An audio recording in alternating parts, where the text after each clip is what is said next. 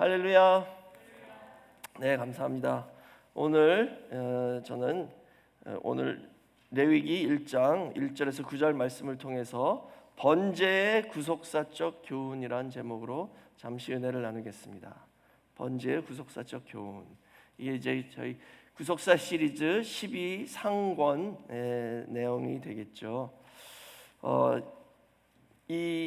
이제 내일은 세상에서는 땡스기빙이죠. 그래서 저희가 주일날 추수감사주의를 지켰는데요.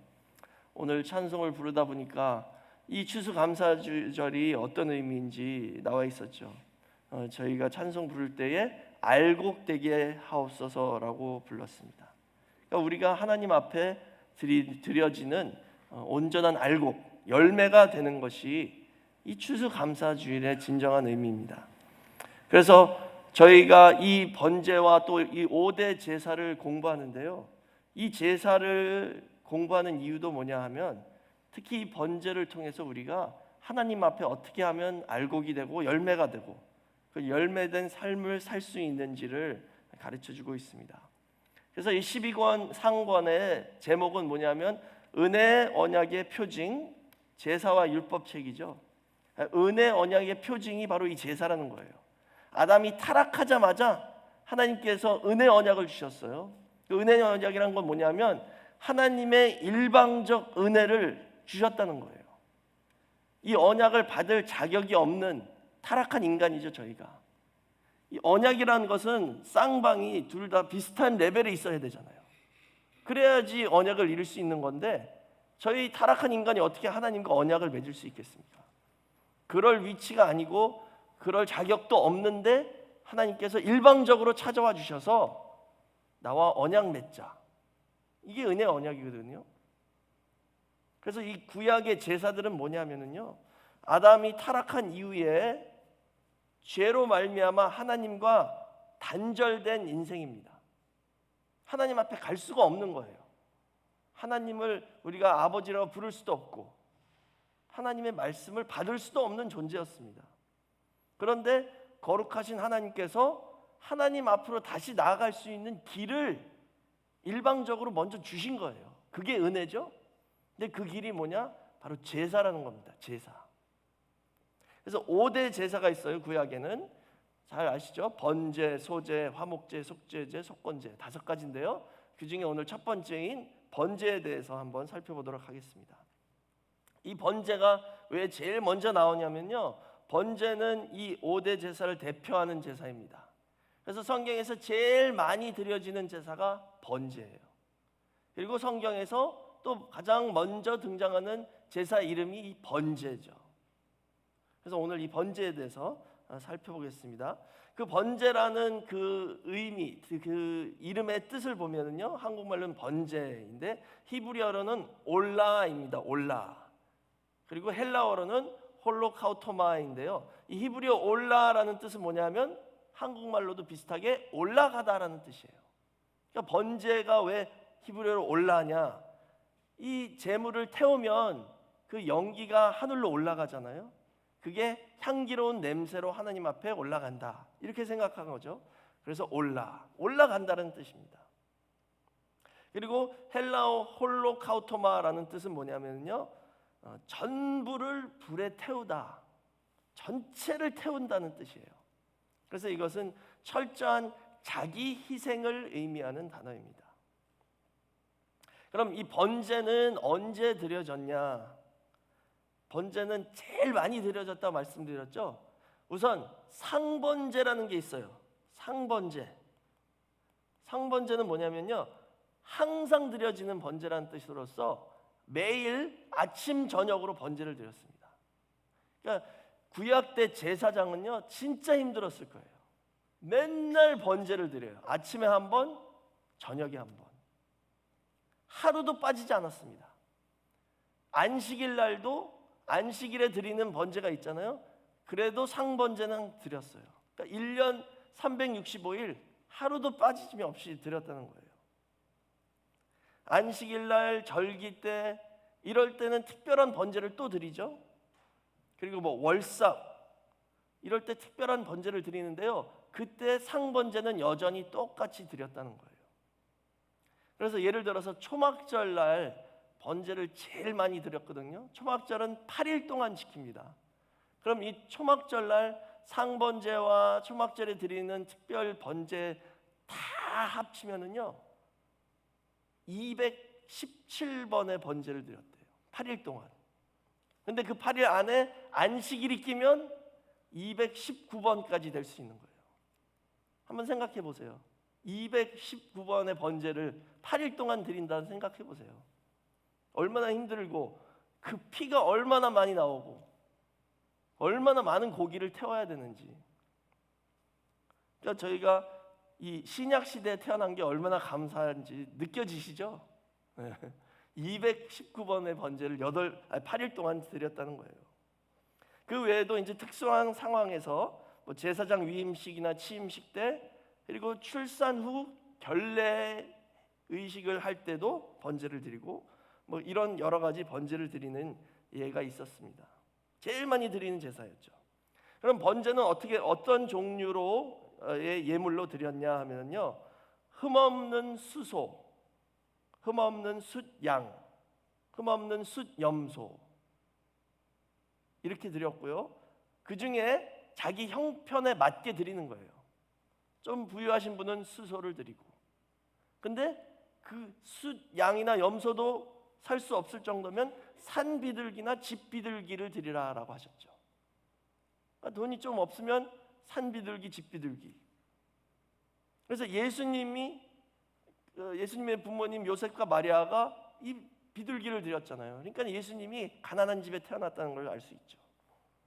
근데 이 예물을 이렇게 흠없는 수소, 숫양, 염소를 드리라고 했는데요, 생축을 드리라 그랬어요. 여기 생축이란 단어는 무슨 뜻이냐면은 가정에서 사육하는 가축입니다. 자기 거를 드리라는 거예요. 그러니까는 야생에서 죽은 짐승을 갖다가 이렇게 바치는 것은 안 된다는 거죠. 그래서 이 번제에 이 생축을 드리라는 정신을 나타내는 게 이 다윗 왕의 신앙 고백이었죠. 사무엘하 24장 24절에 왕이 아라우나에게 이르되 그렇지 아니하다, 내가 값을 주고 내게서 살이라. 값 없이는 내 하나님 여호와께 번제를 드리지 아니하리라 그랬죠. 값 없이는 번제를 드리지 않는다. 그러니까는 번제는 뭐예요? 뭔가 내가 값 있는 것을 드려야 된다는 거예요. 내 소유의 가축, 생축이든지 아니면 없으면 내가 어디 가서 사와서 드리든지. 예수님은 하나님 아버지 앞에 가장 값비싼 번제를 드렸어요. 그게 어떤 번제냐? 자기 자신을 드리셨죠. 십자가에서.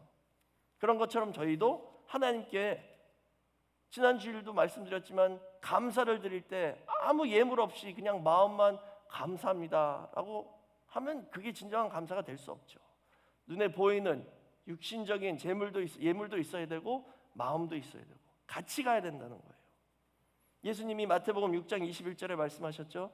내 보물 있는 그곳에는 내 마음도 있다라고 말씀하셨습니다.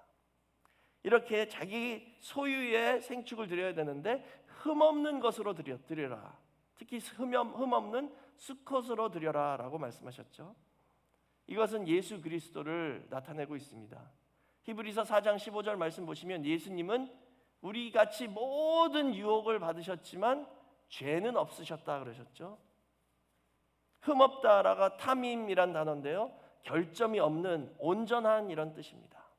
그래서 구약에서는 제물을 가지고 아주 세심하게 며칠 동안 지켜봤어요. 이 제물이 진짜 흠이 없는 건지.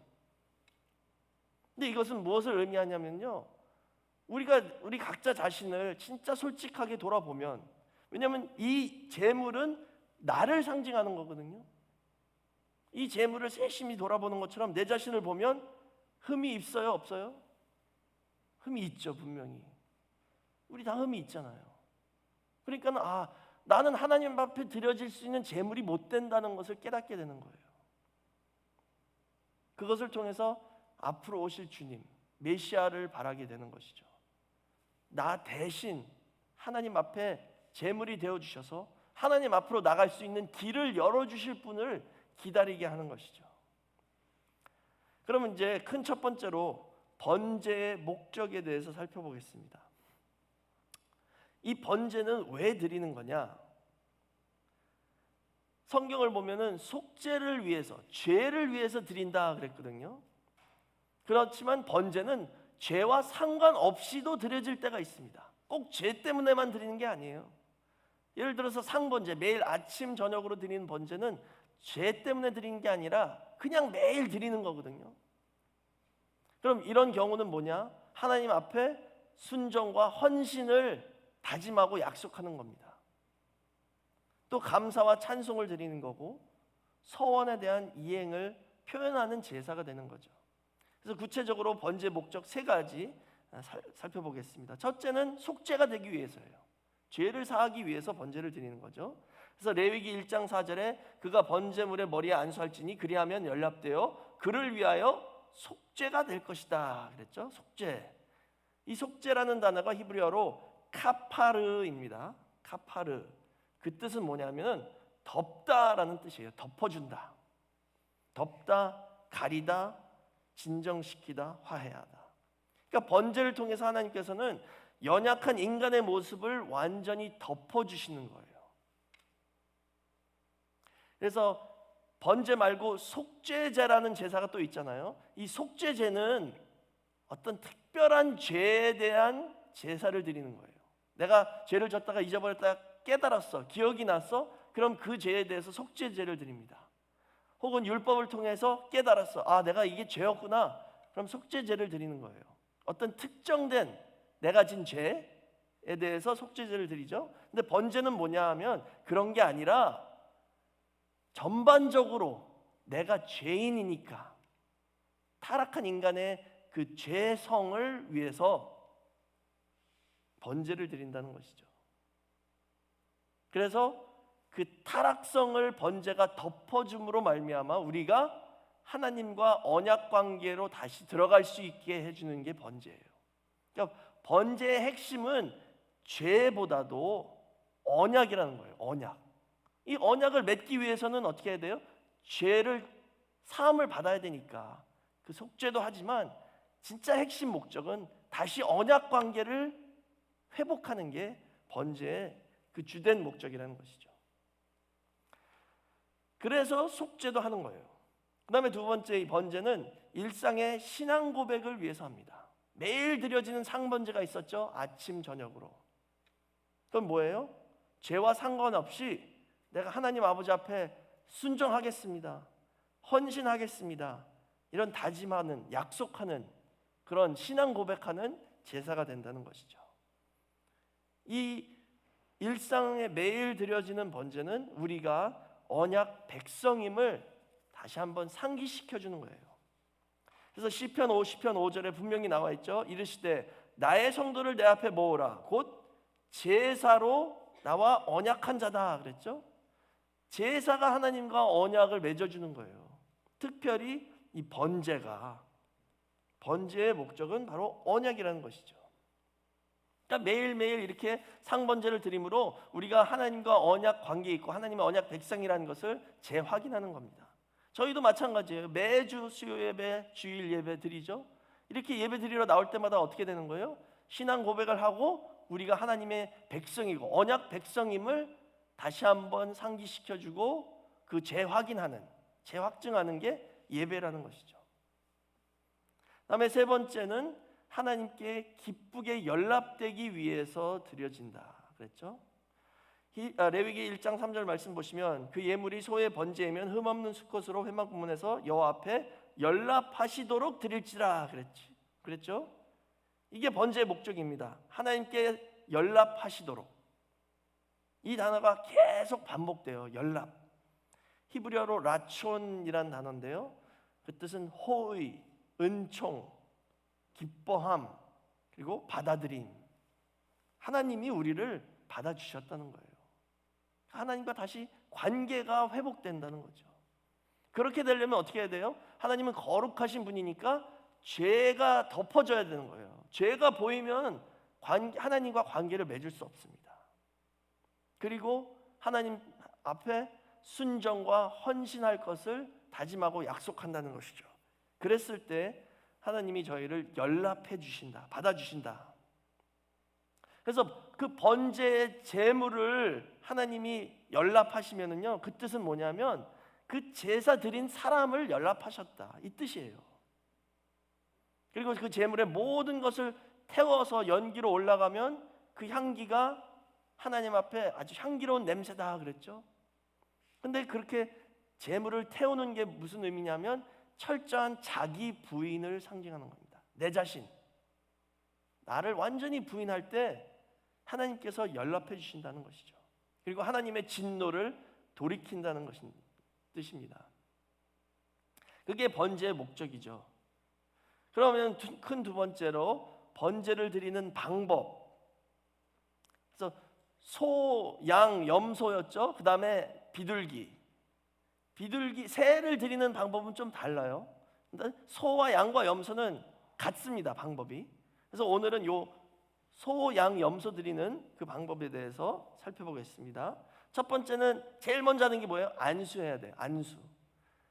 제사 드리는 사람이 손을 그 짐승 머리 위에 올려놓습니다.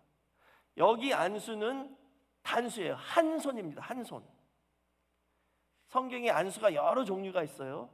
예를 들어서 대속죄일 때는 대제사장이 두 손으로 안수를 합니다. 이스라엘 전체를 대표로서. 그렇지만 개인이 번제를 드릴 때는 한 손을 안수하는 거죠. 그럼 이게 무슨 뜻이냐? 제물과 제사인의 연합을 의미합니다. 하나가 됐다는 거예요. 저 짐승이 나고 내가 저 짐승이 된 거예요. 그러니까 저 짐승을 하나님이 받아주시면 나를 받아주신다, 이 뜻이 되는 거죠. 하나가 되고 또 내 죄가 그 짐승한테 다 전가됐다, 이런 의미입니다. 안수를 해야지만이 그 제사의 영적 효력이 제사를 드리는 본인에게 적용됩니다. 안수를 안 하면 아무 상관없는 거예요. 그렇다면 오늘 저희의 참된 번제물은 예수님이시죠. 예수님이 우리를 위해서 십자가에서 십자가 제사를 드리셨잖아요. 자기 자신을 드리셨죠. 그럼 우리를 예수님과 연합시켜주는 게 있어야 되잖아요. 안수하는 것처럼. 우리가 예수님 만져본 적이 없죠. 우리 손을 갖다 대지 못했잖아요. 그럼 그 영적 안수가 어떻게 이루어지냐? 구속사 시리즈 12권 상에서는 뭐라고 말씀하셨냐면 바로 세례와 믿음이다 라고 말씀하셨어요. 우리가 세례를 받을 때 예수님과 연합하는 겁니다. 하나가 되는 거예요. 그리고 우리 마음에 있는 믿음이 나를 예수님과 하나가 되게 만들어 주신다는 것이죠. 그래서 예수님의 의가 우리의 죄를 덮어주시고 속죄해 주신다라는 뜻이죠. 이렇게 안수를 한 다음에 두 번째는 그 제사를 드리는 사람이 제물을 잡습니다. 그래서 제가 예전에도 말씀드린 것 같은데요, 이 제사를 드리는 거는 이 모든 오감을 다 동원시켜요. 손으로 만지죠. 또 목을 따야 되잖아요. 칼로 목을 따면 피가 튀기잖아요. 다 그 뜨뜻한 피가 막 얼굴에도 튀고 다 튑니다. 또 목을 딸 때 짐승이 막 소리를 지르죠. 그러니까 이거 보고 듣고 느끼고 이렇게 하는 게 뭐냐? 왜 이유가 뭐냐 하면은요, 우리의 죄가 이만큼 중하다. 죄 때문에 이 짐승이 죽는 거거든요. 내 죄가 이렇게 무서운 거다라는 것을 깨닫게 해주는 것입니다. 그래서 제사인이 이 제물을 번제단 북쪽에서 잡습니다. 그럼 잡으면 제사장이 그 피를 받아요. 피는 제사장만 만지게 되어 있습니다. 일반 성도가 피를 만지면 안 돼요. 죽이는 건 제사인이지만 피를 받는 것은 제사장이에요. 왜냐하면 레위기 17장 11절 말씀 보시면 육체의 생명은 피에 있다 그랬죠.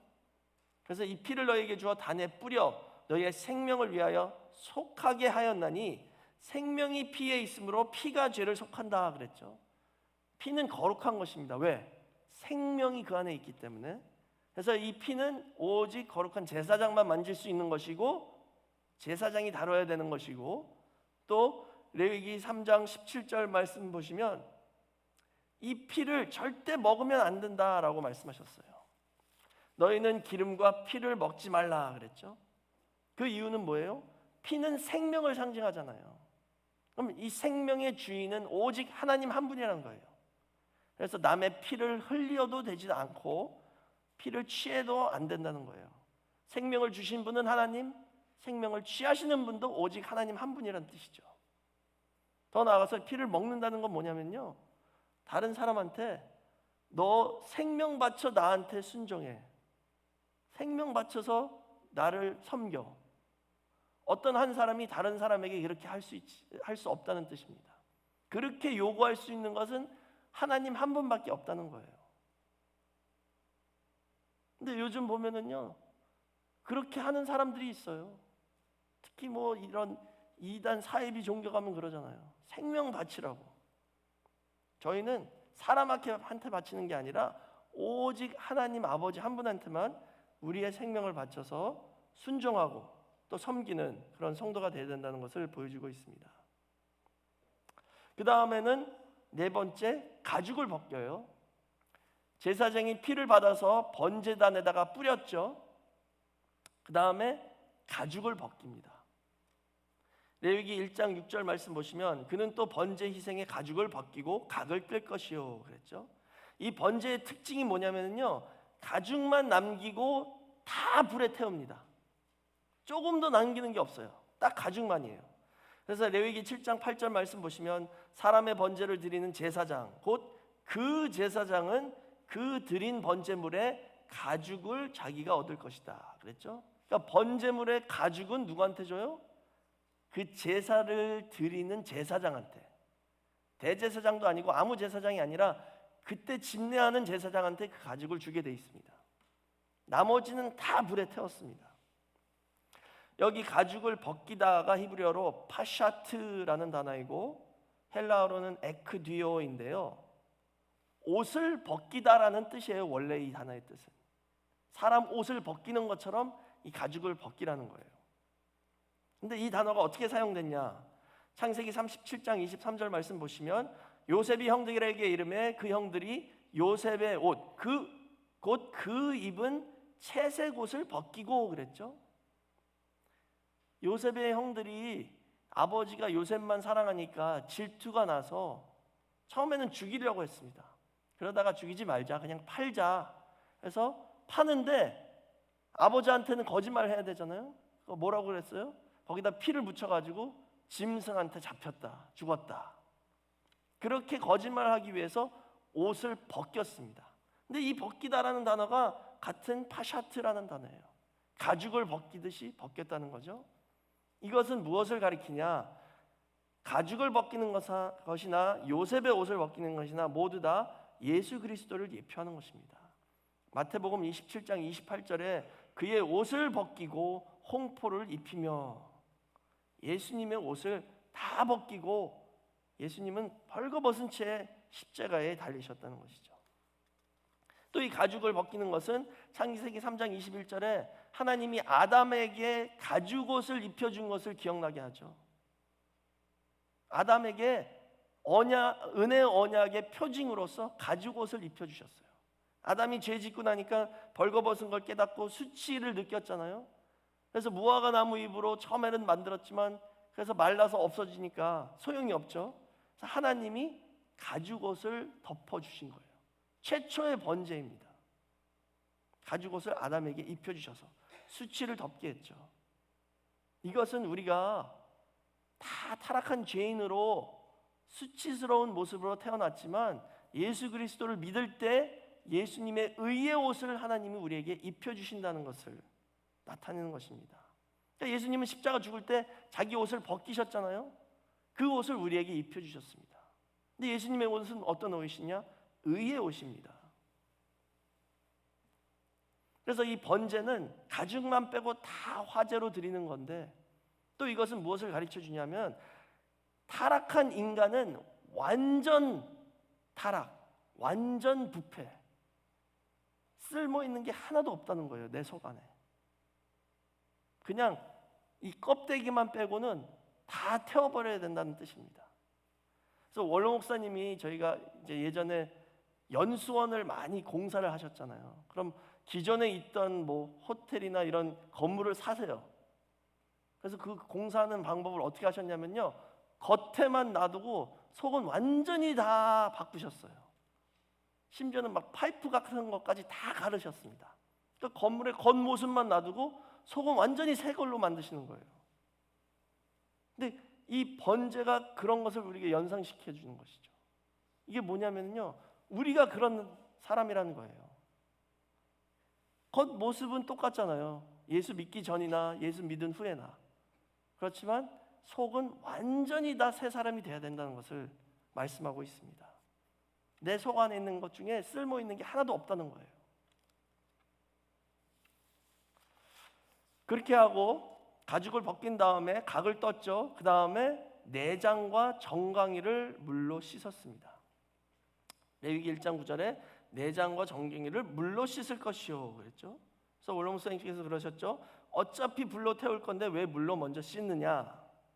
그래서 이 내장은 히브리어로 케레브라는 단어로서 우리 내장도 뜻하지만 내 속, 내 마음, 내 생각, 내 감정 이런 게 다 케레브 안에 포함되어 있습니다. 그래서 예레미야 4장 14절에 내 악한 생각이 내 속에, 이게 케레브예요. 내 속에 얼마나 오래 머물겠느냐. 그러니까 이 내장인데 그 내장에 이 옛날 사람들은 거기서 내 생각이 나왔다고 생각한 거예요. 그러니까 내장을 씻으라는 것은 무엇을 의미합니까? 내 생각, 내 마음, 내 감정을 다 말씀의 물로 완전히 씻어서 회개하라. 그래야지 하나님께서 연락하신다, 이 뜻입니다. 그래서 예수님이 그러셨잖아요. 손 안 닦고 먹는 게 율법 어긴 거다 막 뭐라 그러니까 입으로 들어가는 게 우리를 부정케 하는 게 아니라 내 마음에서 나오는 게 우리를 부정케 한다. 그 더러운 생각들. 근데 그게 어디 있어요? 케레브 안에 있는 거예요. 그러니까 이것을 다 물로 씻으라는 것이죠. 그 다음에 정강이는 뒷다리를 의미하는 겁니다. 뒷다리, 짐승의 뒷다리. 이 뒷다리는 뭐예요? 흙과 배설물로 쉽게 더러워지는 부위입니다. 다리는 우리가 이 땅에서 살고 있는 모습을 나타내죠. 이 땅을 밟고 있잖아요. 그러니까 우리가 이 땅에 살면서 어떤 모습으로 어떻게 사냐, 이것을 나타내는 게 다리입니다. 근데 특히 뒷다리, 배설물까지 다 붙을 수 있죠. 가장 더러운 것입니다. 이 다리는 그 사람의 인생길을 걸어온 그 과정을 다 이 다리에서 나타나잖아요. 그래서 모세를 부르실 때 하나님 뭐라고 그러셨어요? 신발을 벗으라. 그 신발에 모세의 과거 인생의 더러운 모든 게 다 묻어 있는 거예요. 그런 것처럼 뒷다리를 물로 씻으라는 것은 우리가 이 땅에 어떻게 살았는지 그 과거의 모습을 다 이제 회개하고 말씀으로 씻고 하나님 앞에 나오라는 뜻이죠. 그래서 내장과 정강이는 마음과 몸을 상징하는 겁니다. 내장은 내 마음, 생각, 감정. 정강이는 이 땅에서 살았던 내 육신의 모습. 그걸 깨끗해 해야지 하나님께서 연락하신다. 그다음에 여섯 번째로 이제 그것을 다 번제단에 올려서 불살라 하나님께 드립니다. 이 불은 레위기 9장 24절 말씀 보시면은요, 제사장의 위임식과 취임식이 끝났을 때에 불이 여호와 앞에서 나와 단 위에 번제물과 기름을 사른지라 온 백성이 이를 보고 소리 지르며 엎드렸더라 그랬죠. 구속사 시리즈 12상권 그 뒤에 보시면 그 그림이 있어요. 하늘에서 불이 쫙 내려와서 번제단에 있는 그 제물을 태워버리는 그 불입니다. 제사장의 취임식을 마쳤을 때 그 불이 하늘에서 내려왔고 그 불이 계속 번제단 위에 있었어요. 그래서 하나님께서는 그 불을 영원히 꺼지지 않게 하라라고 명령하셨습니다. 그래서 상번제를 아침 저녁으로 매일 드리는 이유 중에 하나도 그거예요. 그 불이 꺼지지 않게 하기 위해서. 이것은 영원히 꺼지지 않는 하나님의 임재의 불이고 성령의 불이고 말씀의 불이고 또 주님의 사랑의 불입니다. 그 불로 그 짐승의 육신을 다 태워버릴 때 하나님께서 향기로운 냄새다 하고 연락하신다는 거예요. 만족하시고 하나님의 안식하십니다. 내 육신을 태울 때. 그래서 레위기 6장 9절에 그랬죠. 단의 불로 그 위에서 꺼지지 않게 하라. 사랑하는 성도 여러분, 지금 우리 각자 마음에 이 불이 활활 타오르고 있어야 돼요. 이 불이 꺼지지 않고 타오르고 있습니까? 이 불이 없으면 하나님 앞에 나갈 수 없습니다. 이 불이 꺼지면 우리는 하나님 백성이 아닌 거예요. 하나님의 언약 관계가 끊어집니다. 그러나 이 불이 있으면 내가 아무리 큰 죄를 져도 회개하고 돌아오면 받아주신다는 거예요. 이 불이 반드시 있어야 됩니다. 그리고 이 불을 꺼지지 않게 하기 위해서 저희가 매주 수요 예배, 주일 예배, 성경 공부, 새벽 예배 나오는 이유가 바로 그거죠. 이 불이 꺼지지 않게 하기 위해서. 이제 마지막 세 번째로 이 번제의 구속사적 교훈을 살펴보겠습니다. 번제는 예수님의 온전한 희생을 나타내죠. 그리고 예수님의 본을 따라서 저희도 이제 우리 자신을 완전히 내 자아를 죽이고 내 육신의 생각을 죽이고 죄에 대해서 죽고 의에 대해서 다시 사는 그런 사람이 되어야 된다는 것을 가르쳐주고 있습니다. 하나님께서는 그 번제, 고기 덩어리를 바라시는 게 아니잖아요. 번제를 통해서 우리에게 깨닫게 해주시고 우리가 하나님 앞에 어떻게 살아야 되는지를 가르쳐주는 거죠. 하나님께서 즐거워하시는, 기뻐하시는 번제는 뭐냐? 우선 통회하는 회개입니다. 여기 보시면요, 시편 51편에 주는 제사를 즐겨 아니하시나니 그렇지 않으면 내가 드렸을 것이라. 주는 번제를 기뻐 아니하시나이다. 하나님이 구하시는 제사는 상한 심령이라. 그랬죠? 상한 심령. 통회하는 회개. 그게 하나님께서 원하시는 번제예요. 두 번째는 내 자신을 부인하는 순종. 우리가 하나님한테 온전히 순종하려면요, 내 자신을 부인해야 돼요. 내가 살아있으면 100% 순종할 수 없습니다. 내가 살아있는데 어떻게 하나님께 100% 순종해요? 내일 땡스기빙인데 오늘 한번 쉬어야지. 수요 예배 안 나가야지. 그걸 부인했으니까 여러분은 여기 계신 거예요. 그렇죠? 남편이 아니라 부인. 죄송합니다. 그래서 사무엘상 15장 22절에 사무엘이 가로되 여호와께서 번제와 다른 제사를 그 목소리 순종하는 것을 좋아하심 같이 좋아하시겠나이까. 순종이 제사보다 낫고 듣는 것이 수양의 기름보다 나으니. 그랬죠? 순종이 번제보다 낫다는 거예요. 또 호세아 6장 6절도 나는 인애를 원하고 제사를 원치 아니하며 번제보다 하나님을 아는 것을 원하노라. 말씀을 통해서 깨닫고 하나님 앞에 순종하는 것. 이 인애가 헤세드라는 단어인데요, 그 뜻은 뭐냐면 언약을 지키면서 순종하는 뜻입니다. 그래서 말씀으로 내 육신의 정욕과 안목의 정욕과 이생의 자랑을 태워버리는 것이 바로 번제의 구속사적 교훈이에요. 하나님 아버지 앞에 살 수 있는 사람은 어떤 사람이냐? 번제를 온전히 드리는 사람. 말씀과 성령의 불로 내 생각과 내 육신의 생각, 내 자아, 또 내 이생의 자랑, 이런 것을 다 태워버리는 사람만이 온전히 하나님 아버지 앞에 설 수 있다는 것입니다. 그래서 결론적으로 성경에서 제일 처음 번제가 언제 나오냐 하면 창세기 8장 20절에 노아가 홍수가 끝난 후에 번제를 드렸어요. 그래서 노아가 여호와를 위하여 단을 쌓고 모든 정결한 짐승 중에서와 모든 정결한 새 중에서 취하여 번제로 단에 드렸다. 이게 성경에서 처음 등장하는 번제라는 단어인데요, 그럼 한번 생각해 보세요. 노아는 어떻게 번제를 알고 드렸을까요? 번제라는 게 이전엔 없었는데 노아가 어떻게 그냥 계시를 받았나요? 물론 그럴 수도 있겠죠. 하나님이 계시로 알려주셨을 수도 있겠죠. 근데 그것보다도 노아가 번제를 드릴 수 있는 것을 어떻게 알았냐? 그것은 배웠다는 거죠. 창세기 족보에서 우리가 다 배웠잖아요. 신앙 전수. 아담이 최초로 가죽 옷을 받았을 때 하나님이 짐승을 죽여서 가죽 옷을 입혔잖아요. 처음 번제를 하나님께서 아담에게 가르쳐 주신 거예요. 그것을 가인과 아벨한테 가르치니까 가인과 아벨도 제사를 드렸죠. 아담한테 배웠으니까 깨닫지. 자기네들이 제사가 뭔지 어떻게 알아요? 그게 계속 셋 계열에 이어져 내려와서 노아까지 번제를 드리고, 노아 홍수 이후에 이 번제를 하나님께서 흠양하시고 연락하셨죠. 그래서 다시는 이런 심판 보내지 않겠다라고 약속하셨습니다. 이 번제가 아담 때부터 시작된 이 번제가 지금까지 계속 이어져 온다는 거예요. 드리는 방법은 다르죠. 외적인 방법. 이제 더 이상 저희가 짐승을 죽이지는 않지만 저희가 드리는 이 예배가 바로 번제예요.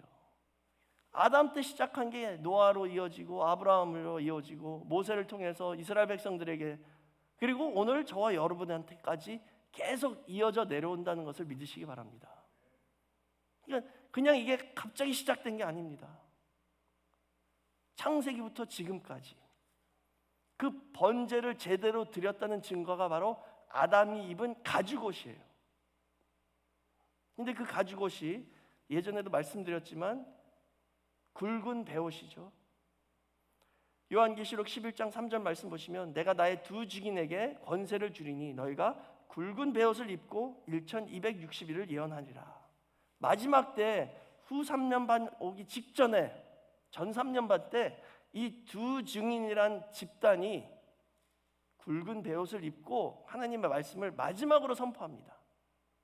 참된 교회를 의미하는 것이죠. 굵은 베옷은 뭐냐? 참된 제사를 드리는 교회라는 것입니다. 참된 예배를 드리는 교회. 그런 교회가 마지막에 있을 것인데 그 교회가 마지막 말씀을 선포하면 은혜가 거기서 끝나고 마지막 후 3년 반이 시작된다는 것을 가르쳐주고 있죠. 사랑하는 성도 여러분, 우리 늘푸른 교회가 이런 두 증인의 교회가 되어야 되지 않겠습니까? 그리고 우리가 이 구속사의 말씀을 받았으니까 우리 구속사의 말씀 받은 모든 교회들이 두 증인 같은 교회가 된 줄 믿습니다. 그럼 마지막 한 번 외쳐야 되는 거예요. 이 말씀을 가지고 한 번 외쳐서 사단에게 진짜 한 방 때리고 마지막을 장식해야죠. 그런 우리 늘푸른 교회 모든 성도가 되시길 주의 이름으로 축원하겠습니다. 근데 그게 어떻게 시작되냐? 올바른 예배를 통해서 시작된다는 거예요. 제사, 신령한 번제를 드리는 저와 여러분 모두가 되시길 주의 이름으로 축원하겠습니다. 기도하시겠습니다. 사랑이 많으신 아버지 하나님 감사합니다. 오늘도 은혜 가운데 함께하여 주셔서 이 수요 예배에 나와 하나님 아버지 앞에 예배를 드릴 수 있도록 은혜 베풀어 주심을 진심으로 감사드립니다. 저희가 잘나서가 아니라 오직 아버지의 은혜로서 이 신령한 산 제사를 드릴 수 있도록 허락하여 주셨사오니 이것을 소중히 여기고 빠짐없이 마지막 때까지 제사에 충실히 신실한 그런 예배자들이 다 될 수 있도록 역사하여 주시옵소서. 예배를 통해서 하나님께 영광 돌리고 예배를 통해서 하나님과 언약 관계를 회복하며 예배를 통해서 늘 하나님 아버지 앞에 사는 저희 교회가 될 수 있도록 인도하여 주시옵소서. 이 시간 하나님께 감사하는 마음으로 헌금을 준비했습니다. 그 준비한 손길 기억하여 주시고 천천만만배로 갚아주시며 오직 은혜로서 이끌어 주셔서 근심 없는 재물의 축복 허락하여 주시고 영육간에 강건하게 붙잡아 주시며 매일매일 감사가 끊어지지 않을 수 있도록 인도하여 주시옵소서. 다 이루어지실 것을 믿고 감사드리며 예수님의 이름으로 기도드렸사옵나이다. 아멘. 하나님께 영광의 박수 올립니다. 다 같이 찬송가 193장 부르시겠습니다.